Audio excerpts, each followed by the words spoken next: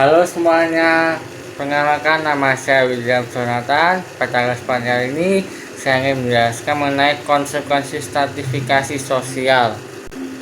Nah, kita kan sudah mempelajari bahwa seseorang dituntut untuk menjalankan kewajibannya sesuai status sosialnya. Nah, konsekuensi ini itu memberikan penghargaan untuk mendorong agar setiap orang menjalankan kewajibannya sesuai statusnya. Misalnya ya, kan ada statusnya dari status elit, menengah, dan ke bawah itu kan atas, menengah, dan bawah. Nah itu kalau saya kaya itu kan berarti dia harus berpakaian seperti orang kaya, terus berpakaian cara berpikir seperti orang kaya, dan juga dia harus seperti meja bagus, 10M, juga menengah dan seterusnya. Jangan sampai tingkat yang menengah atau tingkat yang bawah itu pakaian seperti orang kaya itu bukan berdasarkan status ya, karena ya kita tahu bahwa ketika orang menengah itu beragak ke seperti orang atas itu membeli jam mahal, jadi ketika jam itu rusak dia maka akan nangis karena dia tidak bisa belinya. Jadi kalau orang kaya itu tinggal beli aja, tinggal rusak ganti baru, rusak ganti baru, dan begitunya seterusnya. Mengapa sih seseorang dituntut untuk menjalankan kewajiban statusnya? Karena tidak semua orang bisa melakukan hal sama seperti orang menengah itu tidak bisa membayar atau melakukan sekolah kaya. Contohnya aja uang sekolah, nah itu kan berbeda. Kalau orang kaya kan bayar lebih mahal, tapi kalau orang yang menengah itu kan bayar lebih sedikit. Jadi semua orang tuh memiliki berbeda berbeda seperti ya kayak membeli barang itu, maka akan berbeda. Kalau orang kaya membayarnya lebih mahal dan orang menengah biasanya lebih murah tuh. Oke, berikutnya saya akan menjelaskan 6 perbedaan gaya hidup dalam masyarakat. Pertama, pakaian. Jadi gini, tidak semua orang itu bisa membeli pakaian sama. Contohnya orang kaya biasanya kan pakaiannya itu yang mahal seperti 10 juta, 20 juta, bahkan ada yang sampai 10M.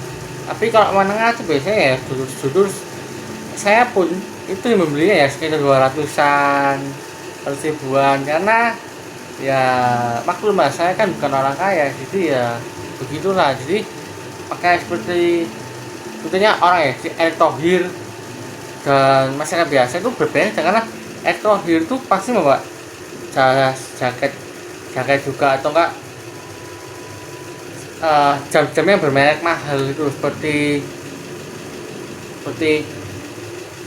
jam Lerox atau jam Nike dan lain sebagainya. Itu kalau orang menengah atau orang bawah biasanya membeli jam yang tidak bermerek. Jadi begitu. Contohnya seperti juga pakaian. Ini Blackpink tuh kan agak membeli pakaiannya harganya MM-an. Ini kan kalau menengah tidak bisa karena uangnya tidak cukup. Jadi begitu. Jadi setiap orang itu berbeda-beda. Ada yang belinya mahal, ada yang menengah, dan ada yang bawah.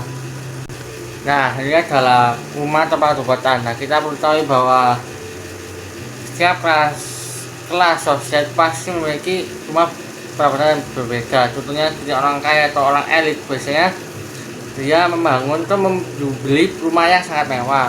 Contohnya Surabaya itu perumahan yang mewah itu dari Kralen, Pakuwon, dan Greenland. Nah, kita perlu tahu bahwa berbeda dengan orang yang menengah atau bawah, itu biasanya mereka hanya bangun rumah yang tidak begitu besar. Pasti kalau menengah bawah itu pasti kayak ngontrak dan lain sebagainya. Nah, kita perlu tahu bahwa berbeda seperti kayaknya AC itu kalau di orang kaya pasti AC 4, 5. Nah, kalau menengah kan paling 2. Enggak, orang yang bawah itu pasti ya cuma 1 gitu.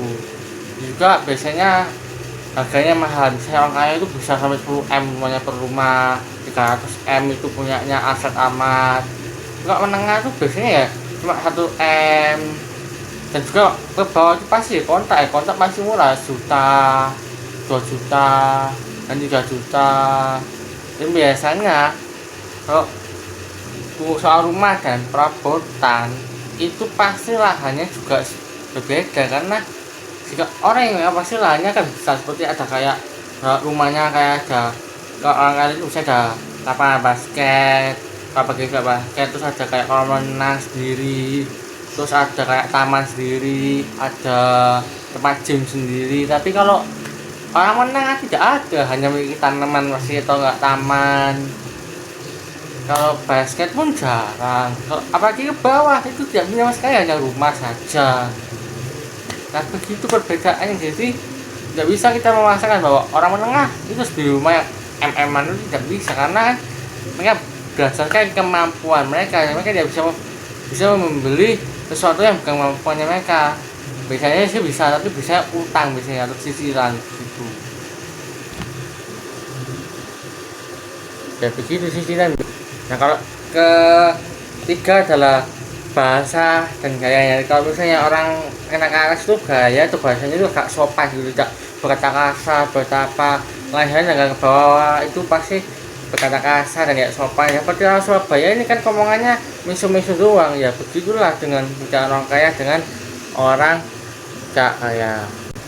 Keempat, makanan ya, kita tahu bahwa kalau orang elit itu biasanya ke restoran, ke tempat mahal, ke misalnya kalau di Surabaya itu di restoran kayak apa namanya, kayak restoran BTC, terus ada restoran ikan gitu, terus restoran Shanghai, terus restoran